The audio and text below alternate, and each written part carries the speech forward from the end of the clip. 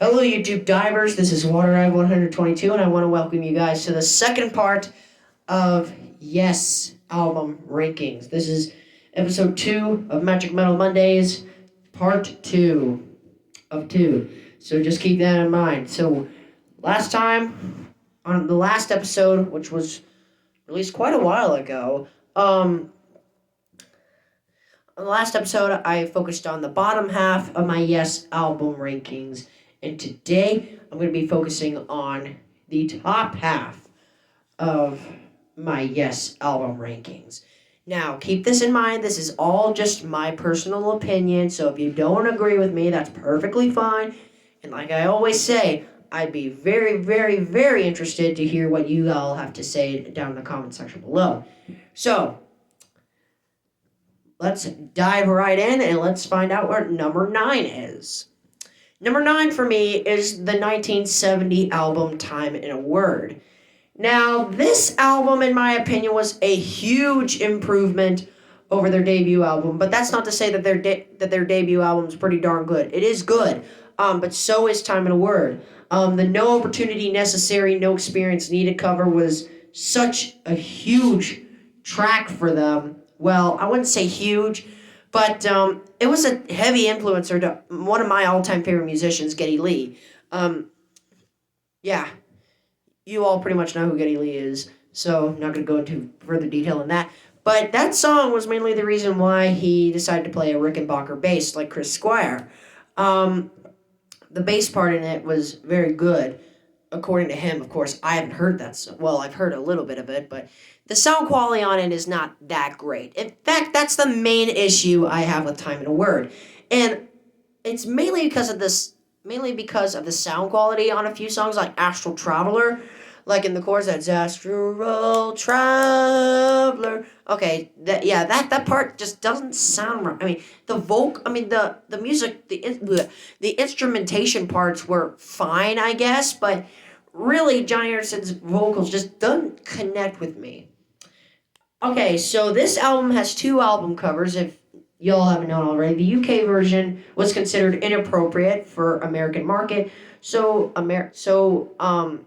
they took a photo of the band with Steve Howe, and he did not play on this album. They were still with their original guitarist Peter Banks, or someone like that. I think it was Peter Banks. Yeah, I think it was Peter Banks.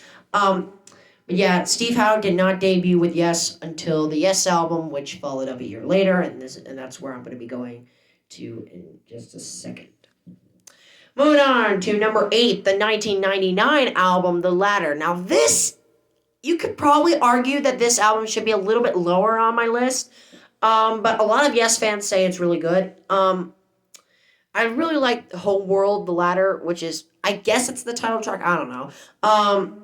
And Lightning Strikes is probably one of my favorites.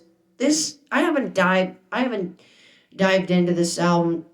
I haven't dove right into this album too much. I hope I say that right, but let me know down in the comments. Yeah.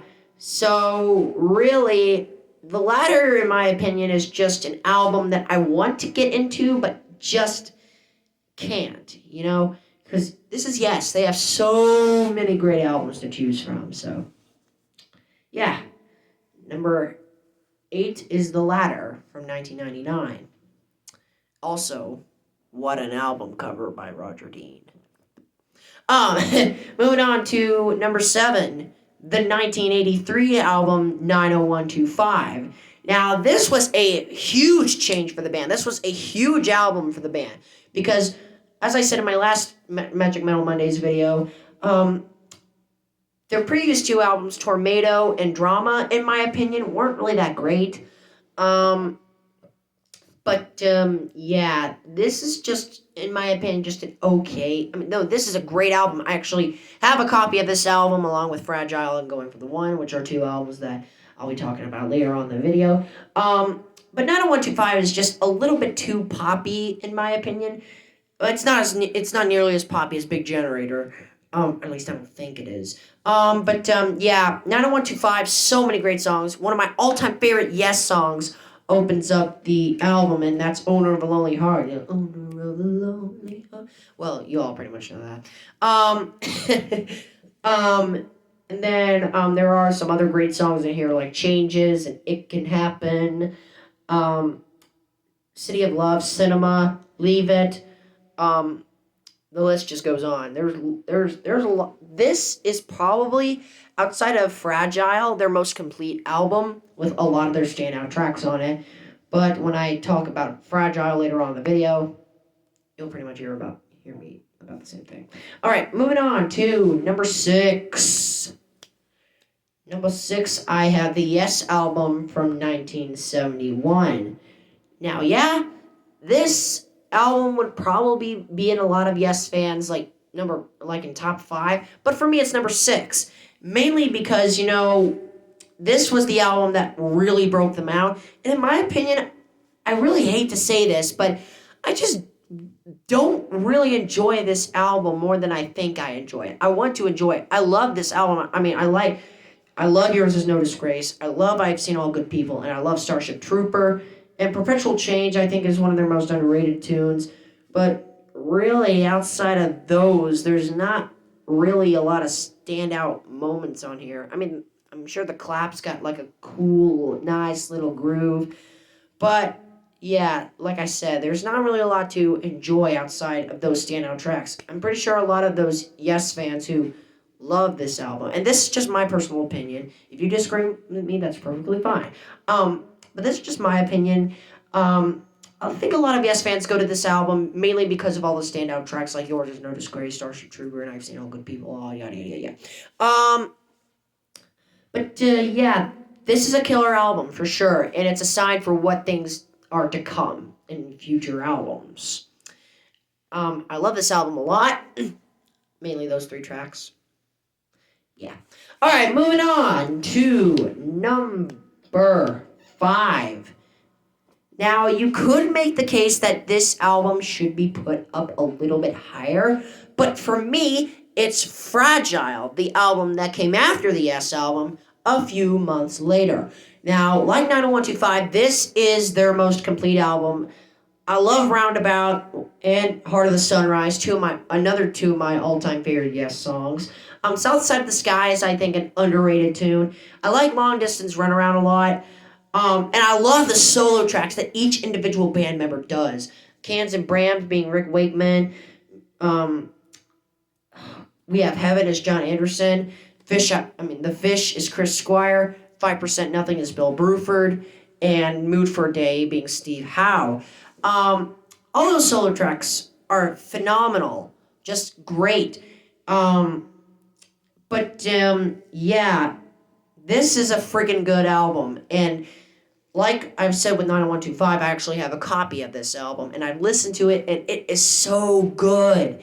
So good. So good. Definitely a classic progressive rock album. And one of Yes's most finest works.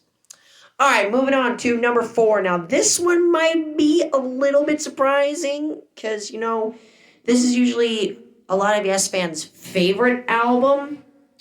But for me, number 4 is Close to the Edge from 1972.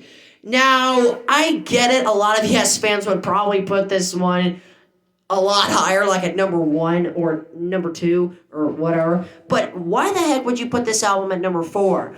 Well, mainly because in my personal opinion, as I've said numerous times throughout the video, this album just falls a little, fraction short of my top 3 all-time favorite Yes albums. But for the purpose of this video, I was listening to the title track, Close to the Edge, and that's one of my top 5 favorite Yes songs of all time, I'm not gonna lie. And You and I is fine. I like the little quiet section in it, near at the beginning, basically what Yes is famous for. And Siberian Khatru, whatever you call it, that's a pretty good song. Like with Fragile and 90125, this is a very, very stacked album. All 3 songs on this album are just amazing. All of them, I think, are singles. They didn't get much radio airplay time because they were so long. Yeah. When Yes would make these long, epic masterpieces that they're so greatly known for, it just goes to show you how much talent this band has, and that's one thing that I friggin' love about Yes. And I'm pretty sure that's why a lot of Yes fans are fans of them too. But let me know down in the comment section below. Moving on to number 3, the 1974 album Relayer. Now, this album would be at a lot of Yes fans like top 3 or top 10. It's a top 10 album for sure. Yeah. Relayer is like Tales from Topographic Oceans, which is the album that came before it, and I'll get to it later on in the video. It's such a complete album, and it has just so much moments of beauty and just in your face, like intense, like the Gates Delirium. Another one of my all-time favorite Yes songs. I know I have a lot of favorite Yes songs. Yeah, I love Gates Delirium. I almost said Delirium. Gates of Delirium is amazing, and I love the final part of the song, the Soon section. Oh my god, that is just amazing. Just freaking amazing. I love it. I'd like the 2 other pieces on this track too, Sound Chaser and To Be Over. Sound Chaser's just so in your face and like it's so chaotic and it just goes all over the place. It's just freaking cool. To Be Over is like a nice, like a little bit of a shorter version of Gates Delirium in my opinion, but just not as complex, complex. This was the only album to feature keyboardist Patrick Moraz, who I think does an amazing job on this album. And he could have been with Yes for a lot longer. If he just chose to do so, or something like that. Let me know how Patrick Moraz left Yes. Moving right along to number 2. Now this was hard to choose between this album and Relayer. Number 2 is 1977's Going for the One. This was hard for me to choose between Relayer and Going for the One to place at number 3 and number 2. But for me, Going for the One is number 2. Mainly because it's just an amazing album. The final 2 pieces on this album, Awaken and Wondrous Stories. Oh, Wondrous Stories is like my second favorite Yes song, I'm not gonna lie. Awaken is probably like in my top 3 all-time favorite Yes epics, if you will. This is an amazing album. I love the first 3 tracks as well. The title track, Parallels, and Turn for the Century. Didn't say that in order, but I don't care. This is a very good album. It's classic Yes. And it has my all-time favorite Yes lineup with John Anderson, Rick Wakeman, Chris Squire, Alan White, and Steve Howe. In my opinion, that's classic Yes. Post Bill Bruford era. And lastly, number 1, Process of Elimination. We've finally reached it. Number 1. One of my favorite albums of all time, 1973's Tales from Topographic Oceans. How in the world am I going to explain this album? This album is, I know it's a double album and it's like 80 minutes long, 4 songs, each of them taking over a side of the album. It's a little bit pretentious, but I don't freaking care. This is an amazing, amazing album. Kind of like with Dark Side of the Moon by Pink Floyd. It tells like a musical story. It takes you on a musical journey. There's just so much dripping of glory and so many grand moments on this album. I could go on and on and on and on and on about how much I love Tales from Topographic Oceans, but you might hear about it in a later video of mine. I'll hear on Magic Metal Mondays. So I'm not, on a future video that I do, not related to Magic Metal Mondays. The Revealing Signs of God, the opener off this album, is my favorite Yes song of all time. Quickly grew to love that after I saw them play a live version of that on their Open Your Eyes tour in Budapest. Oh my god, that was so cool. John Anderson sounds as good as ever. And on my opinion, and on my behalf, this is a huge improvement over Close to the Edge. So that's why I freaking love this album. And Remembering also has some good moments. Ritual, that ending part is just amazing. The Ancient also gets me on a few times, like the little smooth part, like midway through the song, I guess. Where John Anderson's like, does one child know the secret and can say it, or does it all come out along without you? Or something like that.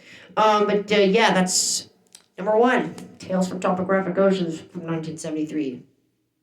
No question, my go-to Yes album. All right, so that's all for today, my fellow YouTube divers. Thank you so much for watching. Next week or some Monday later on down the road, I will be back to my usual metal bands. And yes, thank you so much for watching. And as always, this is WaterEye122 signing out, ready to dive into more fun on YouTube. Thanks for watching.